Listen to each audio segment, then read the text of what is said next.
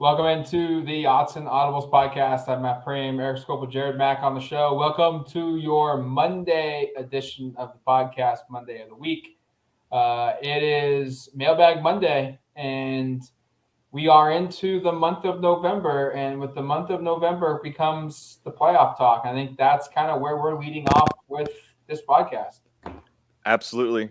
Probably the only place to start. We'll note that some of you may be listening to this at some time on Tuesday and the rankings will be out. You can kind of disregard some of this stuff, but at the same time, I think it has to be spoken on at least the next day or so, just because it is where many people's minds are at. And the way Oregon continues to win football games, it should be where people's heads are at. So the first one comes from at the Zero Winter.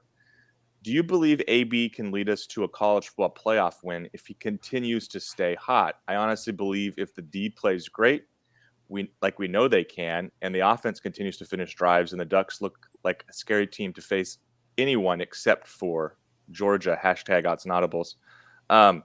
The one thing I will note is Oregon would need help, A, maybe to even get in the playoff, B, to try to be the 2 or the 3 seed. If they are the 4 seed, they will be playing Georgia, and that's no bueno. That's not a matchup anybody feels very good about. To the original point of the question, I mean, they've beaten Ohio State already, and Ohio State is a team that's certainly in the discussion. So we know the high end of this team is capable of winning games like this. I don't think what we saw against Ohio State was the best from the offense or the defense that we've seen all season either. I think Oregon has gotten better. I think Ohio State has clearly gotten better, which is why the narrative has shifted to, oh, maybe these teams that meeting up in Columbus in early September doesn't matter very much, which I think we agree is ridiculous and absurd. Matt had a tweet on Sunday that I think captured the moment well of why even play these head-to-head games. But I digress. But I mean, I think if AB plays the way he played and the defense plays at its absolute best, they can definitely compete with the best teams in the country. I also think like if it's Oklahoma, another flawed team in the 2-3 matchup, like some of this is just matchup related. Like I'm trying to think of what it would be like if it's Oklahoma or Cincinnati, even Ohio State, who they've already beaten. Yeah, I think they play their best they can win. I think Georgia just feels like a really, really tough team to beat. And I know the question even includes a stipulation of maybe not being able to beat the Bulldogs. So if they can play A-plus football, I think they can compete with everybody, which is what we've been saying all season, which was what made it so frustrating when they didn't play even close to that. And they were, eking out wins over, California and, a close game with Arizona and whatnot. So I don't know, like, have your guys' opinion shifted? I mean, we did just see the best offensive performance of the season. It wasn't the best defensive performance. Nobody would argue that, but has our mindset shifted at all? I guess I'll go first. I think when Oregon plays like they did offensively the last 2 weeks, and we get a average defensive performance. When I mean average, just what they typically are this season. I think Colorado is probably on the bottom end of that, but they've been so good the last couple of weeks. It was bound to happen to have an off day. It happens. But when the offense plays like they have the last 2 weeks, I think they can hang with any team in the country. Can they beat any team in the country? No. I would have a hard time picking them over Georgia. Mm-hmm. But outside of that, I don't think there really is another dominant team. And knowing that this team has gone to Columbus without Kayvon Thibodeau, without Justin Flo, without Drew Mathis, and win that football game, I I think they could beat some of these other teams. Is it going to be a 7 out of 10 times they beat Alabama? No, but that's the beauty of a college football playoff. You just need to beat them once and you move on. Yeah, to answer the question of do you believe AB can lead us to the college football playoff? Yeah, I mean it's pretty true. I think this team is very talented and can get there, even if AB doesn't play as he did the last few weeks, where he's played his best football of the season. But that's the plus side of this, is that Anthony Brown is playing his best football of the season, and I'm writing about this in my Machinations column, which by the time anybody's listening to this, it'll be up. But it seems as if Oregon has either turned the corner on offense or is continuing to turn the corner on offense, meaning they have found something that's really vital to how they can play, and they still have potential to go. And that's kind of the angle that I see this as. Ever since CJ Verdell went down against Stanford, they've kind of changed their entire offensive philosophy in my book. And while their power offense and their rush game is still there, it can be. We saw it against Colorado with Byron Cardwell. And although Travis Dye isn't having as much success as he did against Cal, especially against UCLA, he's still such a red zone threat that he's still a very vital part of the team. But with Byron Cardwell's emergence last week, against Colorado, I think it's really important that they have a second running back.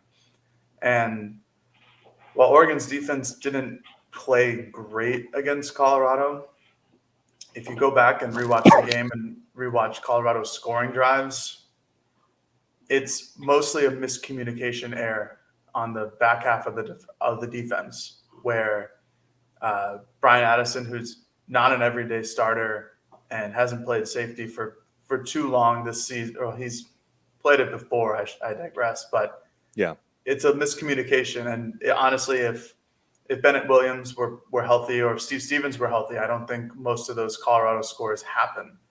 And that's the plus side of this, because Colorado did their all to make sure that Oregon's defensive line was out of the game, try to take them away completely.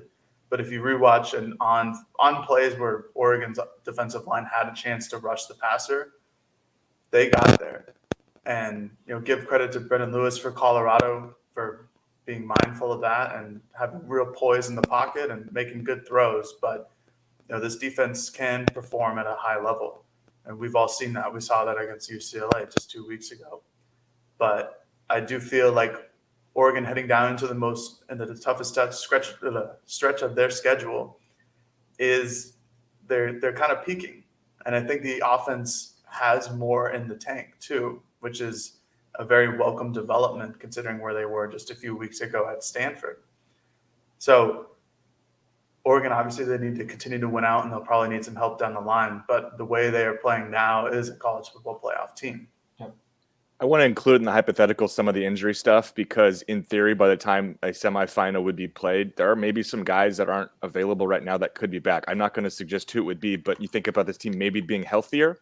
The flip side of that would be the bad injury luck they've had and what kind of injuries might they sustain going forward. I just think it needs to be said, because this season has been so, I think, impacted by a play here, a play there, where a player goes down and is out for the season. You think about the number of players, like it's over a dozen, I think, that are no longer, we think, able to play for the rest of the season. And then there are a few players that are kind of in that, maybe they get back in late November, maybe by December. Mm-hmm. And if you talk about a college football playoff semifinal, and I think it's January, January 4th or something, maybe that gives you the opportunity to actually get closer to full strength. But again, the flip side is that also gives, it seems like a team that's snake bitten by injury, more time to get more snake bitten by injury. So I don't bring that up to be overly negative or positive, but part of me does think some of this is like, if Oregon has no injury issues on its roster right now, I think they would be in a completely different spot. But the reality is, you're talking about key players on both sides of the football that are just unable to play for extended parts of the season. So, that I just think is an aside worth noting.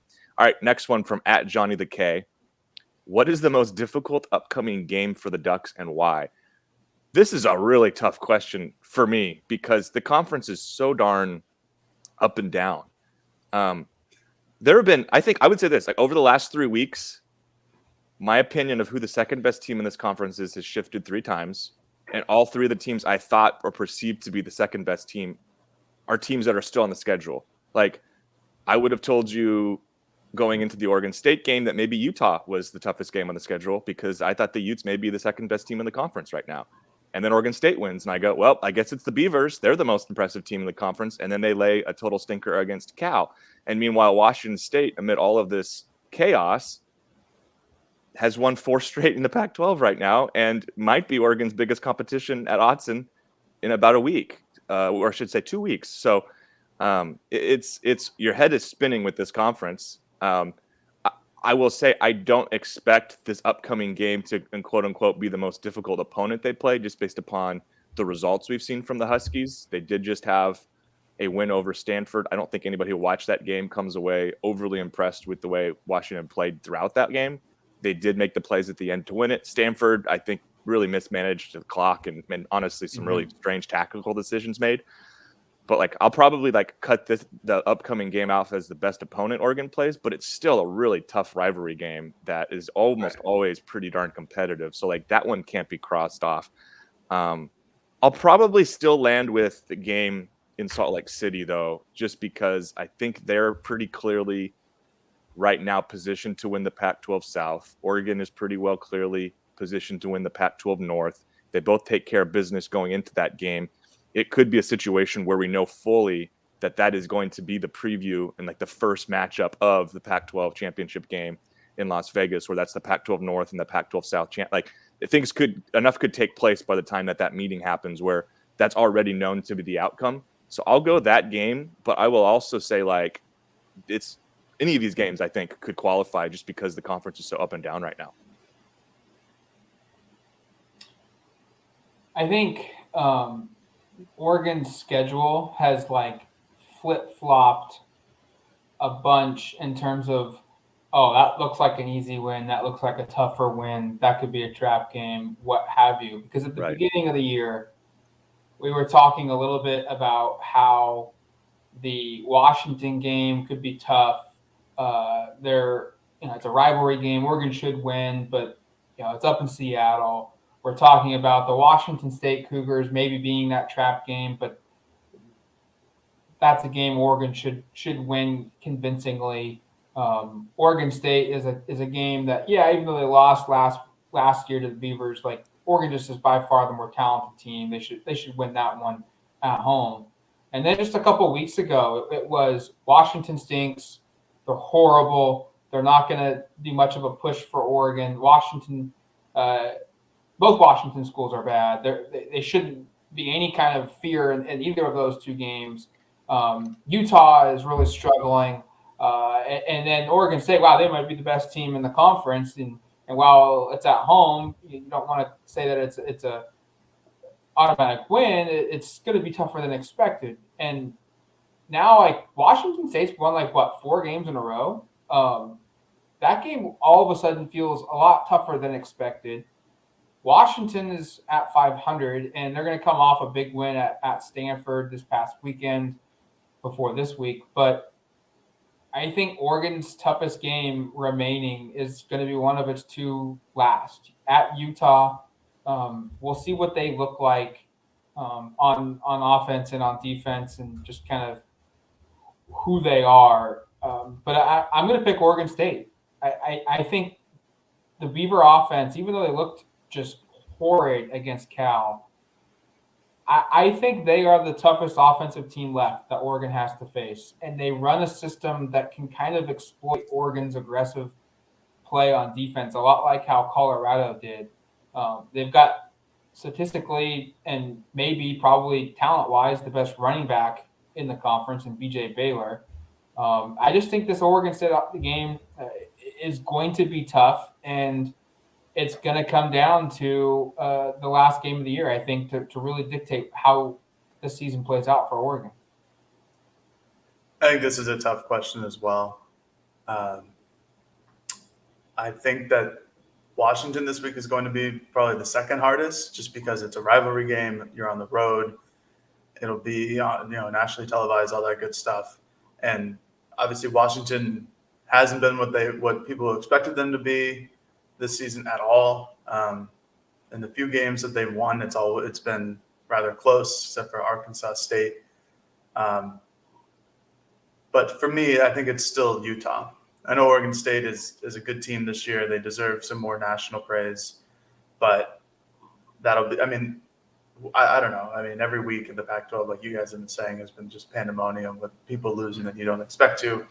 But I still think Utah is the second most talented team in the Pac-12. And that's, saying something, because they've had some games where it's like, what are we doing there?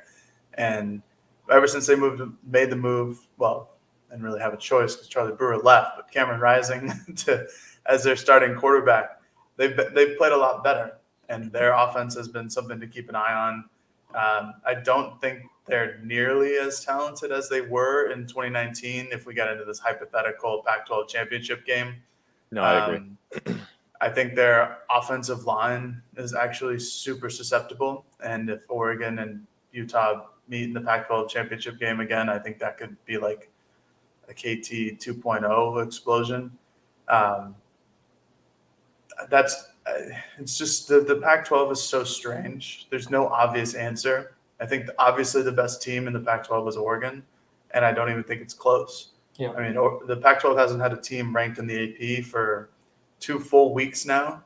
They only had one other team other than Oregon receive votes, and that was Utah. I think they had 11, from what I remember, which isn't a good sign.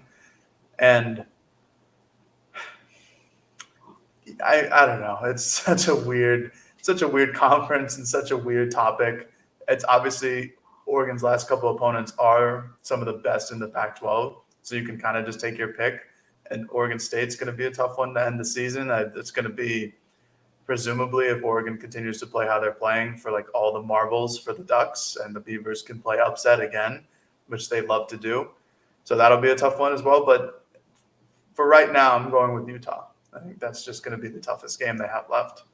I think it felt going into this season like it was a little bit of a back-heavy schedule, but I don't think we thought it was this back-heavy because I think that in theory you can look at this and go like they might be playing the 4 toughest games of their season upcoming that are not non-conference play. I mean, I think UCLA is still probably in the discussion there, but other than that, like they're playing what you would consider to be the class of the conference, which again is really hard to define because from a week-to-week basis, you just have no idea who's going. Like we were sitting here on our preview show saying, there's no way Washington State beats Arizona State. And by like the half, you were kind of like, there's probably no way Arizona State wins this game. So I mean, that just speaks to how bizarre this conference is right now. And we thought, hey, it's probably what a great edge on the schedule that Oregon doesn't play USC and Arizona State. And now you're kind of going like, I wish Oregon was maybe playing one of those teams rather than Utah.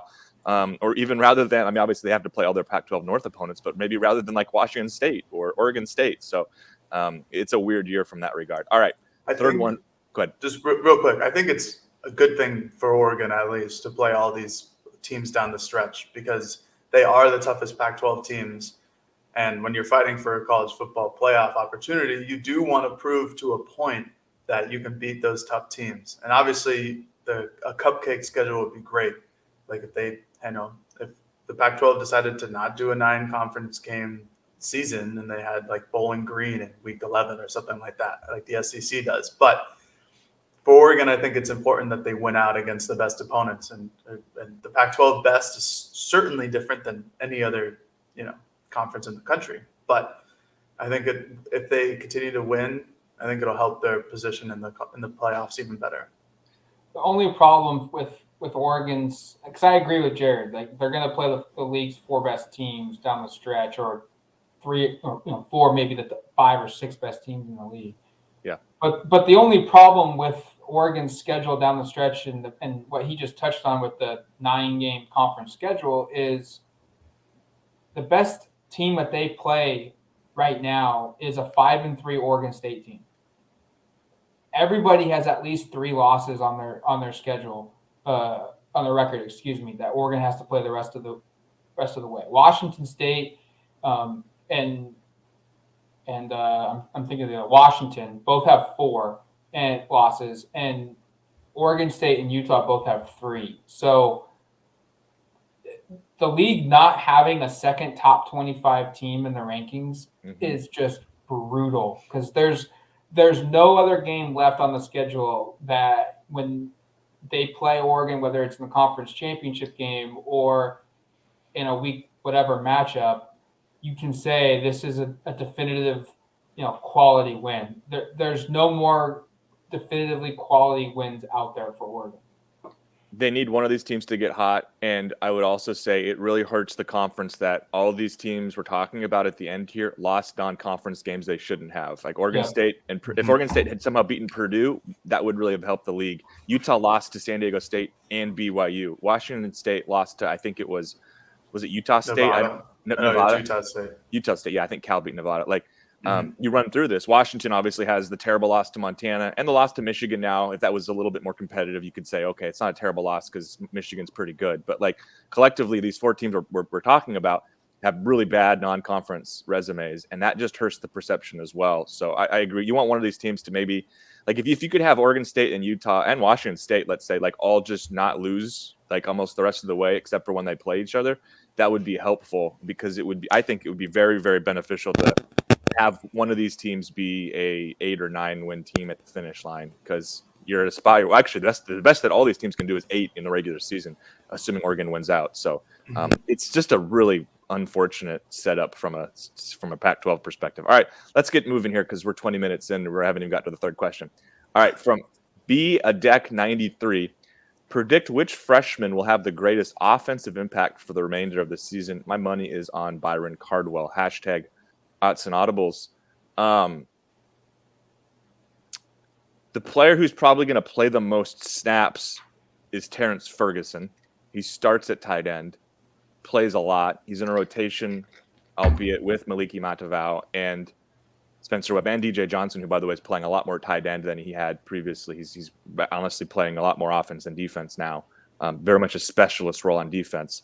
So I'd say Ferguson will play the most reps. I kind of agree with the point made here that from an impact perspective, it will be Cardwell because I think you're going to need a second running back to be productive for the rest of the season here. That doesn't mean Troy Franklin or Terrence Ferguson, who I think are probably going to play more snaps, aren't going to be valuable, but you need a second running back, and we saw how impactful and important it was to have Cardwell running this last weekend against Colorado and how that really just sort of changed the dynamic. I mean, every time he touched the ball, it was a big run. They can continue to get some production out of him or Seven McGee, one of those true freshmen. We'll throw in Trey Benson, who's pretty clearly the 4th running back out of that group, I would say right now. I think that would be big. So I actually agree with the way the question is presented. I do think it's Cardwell, and I'll include McGee as they just need production out of that second running back. So if you want to use those as like a combination pick, like I'm fine with that. Just it's one of these freshman running backs needs to or will, I think, have the greatest impact down the stretch. I agree. I think it's Cardwell. I think he's going to have the opportunity to have the most touches on offense among the true freshmen. I think Ferguson and Maliki will certainly play more than Cardwell, but I just, for whatever reason, the tight end position hasn't garnished a lot of receptions the last month or so.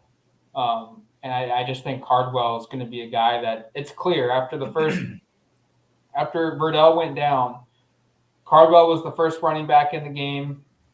And then against Cal, he was used the most. And then against UCLA, he was used the most. And then against Colorado this past weekend, he was used the most again. So I think it's Cardwell, and I don't really think there's another option out there personally. Cardwell's the easy answer. I'm going to go with a different one. I think it's Troy Franklin. I think it starts this first half against Washington because of Johnny Johnson's absence for his lame targeting penalty. Yeah. I don't know if you guys watched the replay. It's not a targeting. I did. It's everything that's wrong with the targeting call on that play, but go ahead. Yes. I think I wrote about this in my Machinations column which we'll get to in the next question. Actually, I'm looking at it. The offensive line, the change in personnel that happened against UCLA has provided Anthony Brown with an unbelievable amount of time in the pocket. And with that time in the pocket, Anthony Brown has the ability to set his feet and throw. And we've seen Oregon take shots down the field and over the middle of the field, which has caught Anthony Brown into trouble earlier in the year. I think that's mostly due to the pressure allowed earlier in the year. Now that he has some time in the pocket, he can set his feet. He can throw. He has a gun for an arm. He can make almost any throw when he has the time, and now he has the time. So you're seeing Devin Williams get open over the middle of the field. You saw Troy Franklin get open in the middle of the field for his touchdown pass. Anthony Brown missed him on a second almost touchdown pass later in the game. But again, he had time to break free from a defender. And I think Troy Franklin's one of the most talented wide receivers Oregon has in the football team. And you've seen him get a lot more action in the last couple of games, either in the screen pass or just over the middle. but I think he's going to come open down the stretch, and I think he's going to really help Oregon's offense again. Next one from @Tosh Myers. I love this question, Tosh. Was moving TJ Bass to left tackle the most important lineup change this season? Hashtag Autzen Audibles. I mean, this brings me to a thought, Matt. We had this conversation, I think it was after the Cal game maybe, where we were talking about, gosh, it seems like all of the pressure Anthony Brown gets is from the left side. I remember you bringing that point up and me being like, I can't really argue that. And then you go watch it. It's pretty accurate. They had a hard time protecting Anthony Brown on that left side. They moved TJ Bass over there, and now for 2 consecutive weeks, he's played last week against Colorado almost exclusively left tackle. Against UCLA, they had to shuffle things around a little bit, but for the most part, he's been playing left tackle. Anthony Brown's had a much cleaner pocket both those games. Yes. And I think this is a subtle move, and I'm happy that Tosh brought it up because I think TJ deserves a lot of credit. You see a guy play left guard, and you figure he's kind of limited to guard center. And I know Mario even said when TJ arrived prior to the 2020 season, like he could play guard or tackle. We hadn't seen it yet at all. And I had to me, if someone asked me asked me a couple weeks ago, if I said, hey, if someone said Georgia Moore maybe isn't the answer at left tackle, and you asked me what's the solution, I don't know if I would not have pointed to TJ Bass. I'll put it that way. So kudos to the staff for figuring it out and moving him there. I think obviously some of this does have to do with the Forsyth injury and Jackson Powers Johnson being out and trying to reshuffle things. But I think they've kind of landed on a really subtle, important move here that I'm happy Tosh has identified. And I just think Bass at left tackle is the way you roll the rest of the year, even when Alex Forsyth comes back. I also want to, as a kind of honorable mention, I agree, to his question of, is this the most important? I think it is. An honorable mention answer here is how well Ryan Walk has played at center in place of Alex Forsyth. I know it is a lineup change. It is a move that's obviously entirely based upon the injury that took place with Forsyth. If Forsyth is healthy, I think Ryan Walk is still playing right guard, and maybe TJ Bass is still playing left guard, and we haven't determined that Bass is the best left tackle. But Walk has played so well, and you go watch the touchdowns, how impactful he is on that. The Byron Cardwell touchdown. It's George Moore and TJ Bass kind of moving the end off, but it's also Ryan Walk sealing the defensive tackle and creating a massive hole. And that happens throughout these games. So credit to both those guys. Again, credit to the offensive line for finding out some solution. But long-winded way of saying I agree with Tosh. I think TJ Bass move to left tackle is the most important lineup change, and one that I think everybody should be really excited about, because he's only played 2 games at left tackle now at Oregon, and you kind of think there should be some more improvement going forward as he even gets more experience playing there. I think it's been instrumental in Oregon having the 2 best offensive performances in back-to-back weeks, I think, this season, at least from a passing Anthony Brown perspective, because like you said, there has been very little pressure on Anthony Brown, and his blind side is a big reason for that, and that's TJ Bass starting at that left tackle position. I do think it's really interesting that they put in George Moore at left guard, who had spent the last year and a half at left tackle. I also like Stephen Jones being slotted in at right guard, right? And that's another move where Jones has spent a lot of time at tackle, and now he's playing right guard, and he seems to be doing really well there. I think there's 2 things, like Eric brought both guys up. I think TJ Bass's move is huge, and then Ryan Walk, his play, if he wasn't 6'1", he would be a guarantee lock for the NFL. He still might get there in some capacity. He is really good, and I don't think people understand that because he's a former walk-on from Sheldon High School in Eugene, Oregon. When you hear that, it's just a good high school kid that's going to get here and played for a good high school program and will walk on, and he's just a walk-on. But he's on scholarship, and I think you could argue he's their best offensive lineman this year. One thing on Walk before you get to Jared, this is just the weird thing with genetics. I think his dad played at Oregon as an offensive lineman, and I think is 6'5". So it's if he just would have gotten a little bit more height from dad, from Rich Walk, you might be looking at a different situation. He might have been somebody who was like a legitimate 3 or 4 star recruit who had other offers coming out of high school, and it's not the walk-on story. Because so much of it is that right? Matt is like, physically, you stand next to him, and I know you've made this joke, Jared. If you were on campus, you would make the joke like, I'm Ryan Walk, because everybody you could probably make the point like, yeah, I physically am not that different from how he looks. He is not somebody who stands out physically, but the way he plays really does. Yeah, he's been a revelation at center ever since Alex Forsythe went down, who hasn't played for a month now, and Oregon's offensive line hasn't really struggled since then. But to answer Tosh's question, this is something I kind of picked up on against UCLA because it was strange having TJ Bass start at left tackle. Like, we haven't seen that all year and during his tenure at Oregon, but he's been great. This goes to what I was just saying about how the wide receivers now have the time to get open down the field. It's because Anthony Brown isn't really getting any pressure. And I think this group with Bass, and I really wanted to see it with Jackson Powers Johnson, but sadly he was injured against UCLA and he'll be out a couple weeks. But I think this group, this 5, with Dawson Jaramillo, especially when he plays left guard, gives Oregon like their most athletic unit. And you kind of look at that group and it's like, are they really? But when you watch them get out in space and pull or on a screen and get out there and try to block, it's a really athletic group. And Ryan Walk is kind of leading the way in terms of like that athleticism. But then you have Big Saul at right tackle, who's been doing a really good job as well.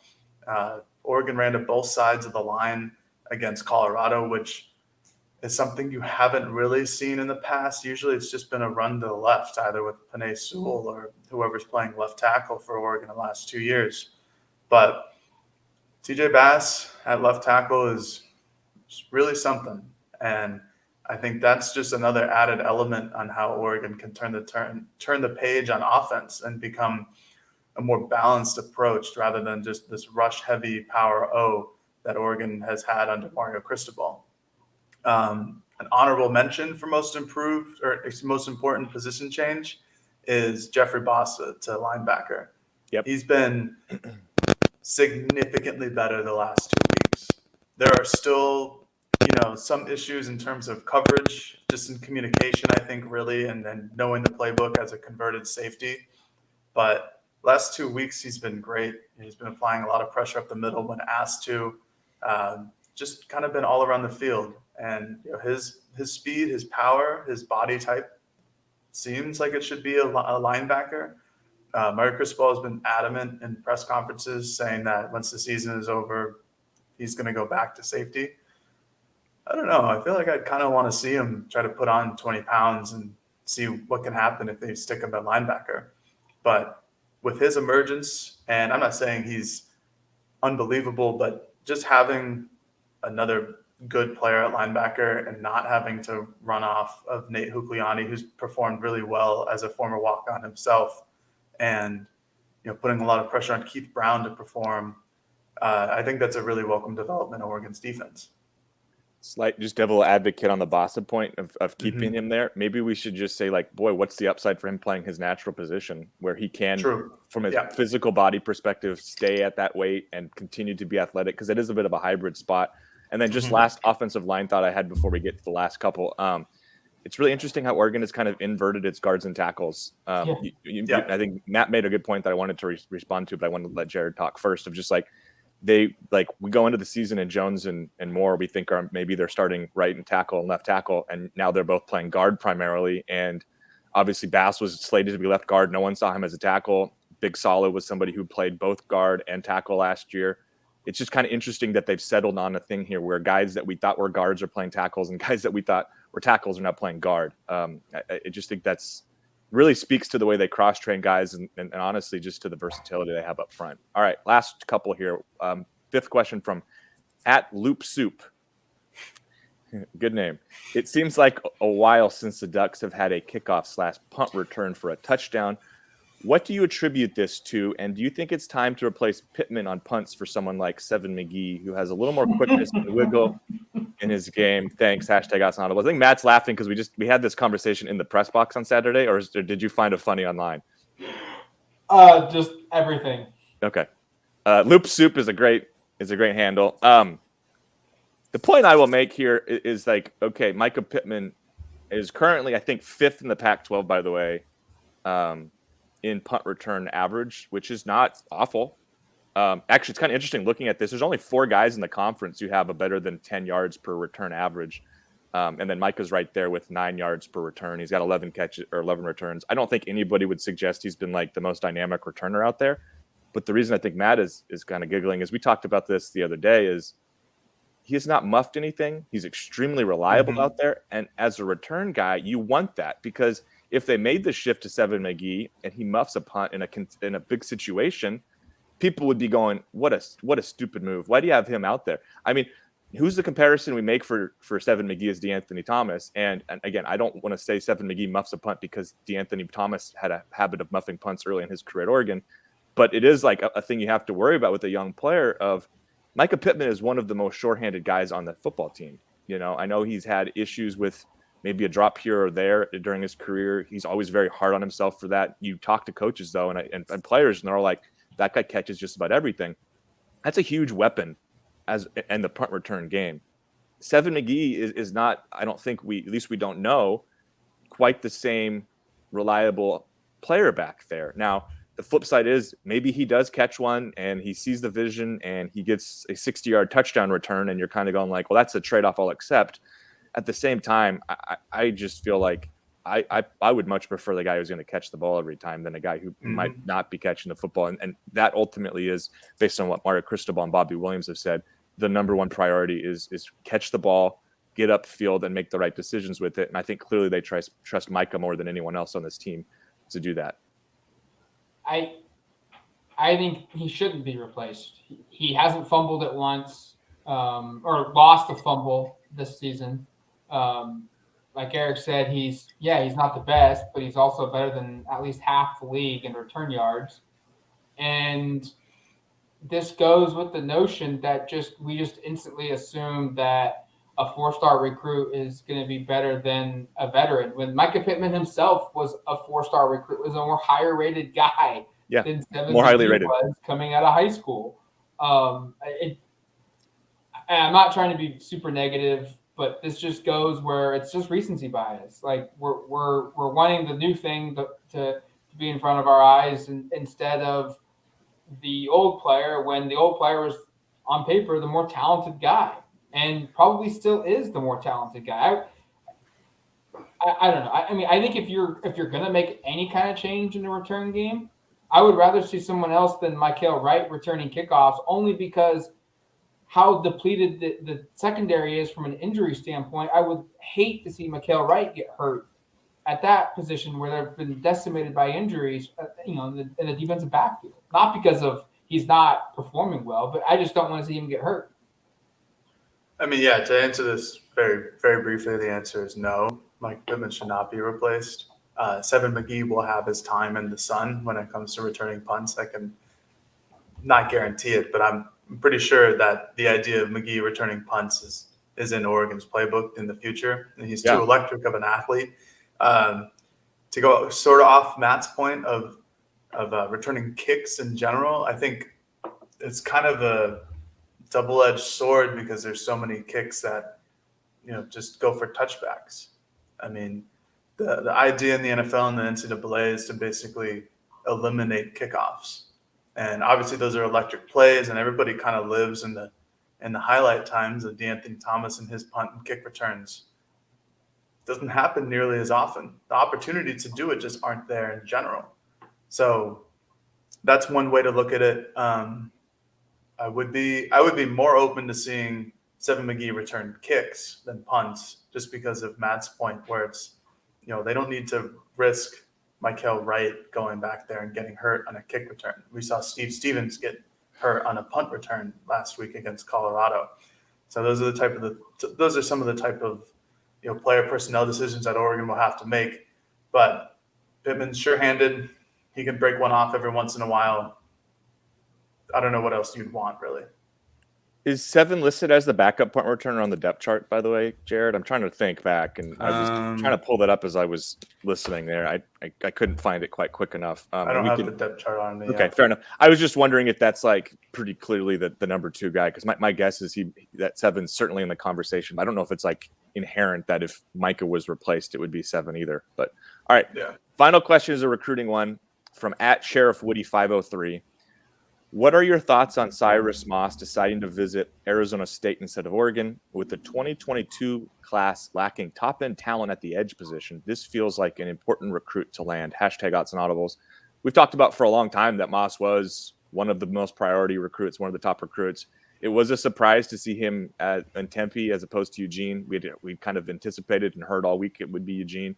Matt, I'll toss it to you since you do the recruiting stuff. What do you think about this? Does this...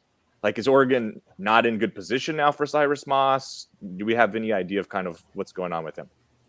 To go lightheartedly, are you going to turn down a trip to Tempe and the Arizona State campus on Halloween weekend? Probably a good time. Probably a pretty good time. Like, I mean, I'm not concerned. I would be a little concerned if it was an official visit change, but Cyrus has already taken his official visit. I will be concerned, though, if he doesn't get out here again before signing day. If he openly chooses to go, if this is his only weekend to get to Eugene for another visit before signing day, and he chooses to go somewhere else and just never get back to Eugene, then I'm a little worried. So to answer your question, right now I'm not, but there are some things on the back end, where if it plays out a certain way, then we could go back and look at it and say that was a turning point in the recruitment where we knew he wouldn't land at Oregon. Oregon did host Nigel Kelly, another high-end edge player out of Florida, and we know he made it out. And I think, not to say Moss is not a priority recruit, but if they could get one or both of those guys, like that's certainly, I think, a win for Oregon from a recruiting perspective. By the way, Micah Pittman and Seven McGee are 1 and 2 on the depth chart. I just found it online. So McGee is the second guy. So it's a important kind of note to close that conversation from earlier. Quick Cyrus Moss thought, him choosing to go to ASU over Oregon this weekend isn't the best look, but he also, watched ASU get trounced by Washington State. And with all the uncertainty that's around the ASU program, I mean, there's a chance that Herm Edwards doesn't come back. There's a chance that a lot of that staff doesn't come back, especially after what I would consider another disappointing season for them. We'll see. That's just the bottom line. This is recruiting. It's a kid's decision 17, 18-year-old's decision to go to ASU on Halloween weekend, like Matt said. Hard to turn that down. It's fluid. It's always going to be fluid. So we'll see where Moss ends up. I still think Oregon's the favorite. I still think that there's a real good chance they get Kelly and Moss to commit to this class. That's certainly possible. And if they don't get Moss, but they get Kelly, that's still going to be totally okay. I mean, we're really splitting hairs here. And I just – Oregon's recruiting is still going at a really good clip. It stinks that Perkins and Barton didn't get to campus, but this is still a top 10 class, and this is one that's trending still in that direction where they'll finish with the best class in its school history again. And that can happen with or without Moss. Agreed. You'd love to see him on campus. You'd love to see him maybe make a commitment or something, but at the same time, let it play out. Oregon has an incredible class in place. And I will also say, even if they do miss at edge, that would be a real disappointment. It's not like there aren't players on this team that are good at that spot. You think about the depth Oregon has had this year. You could have and they do have a Marianne Winston committed currently. So it's not like the inn is totally, there's not like total vacancies. It's not like they're completely empty at that spot. All right, so do it for us here on the Autzen Audibles Podcast. Thank you for submitting your questions. Thank you for listening to today's show. Look out for Tuesday's update. We'll have reactions from conversations with Mario Cristobal, Joe Moorhead, and Tim DeRuiter. Until then, you've been listening to the Autzen Audibles Podcast. Talk to you later, folks. Peace.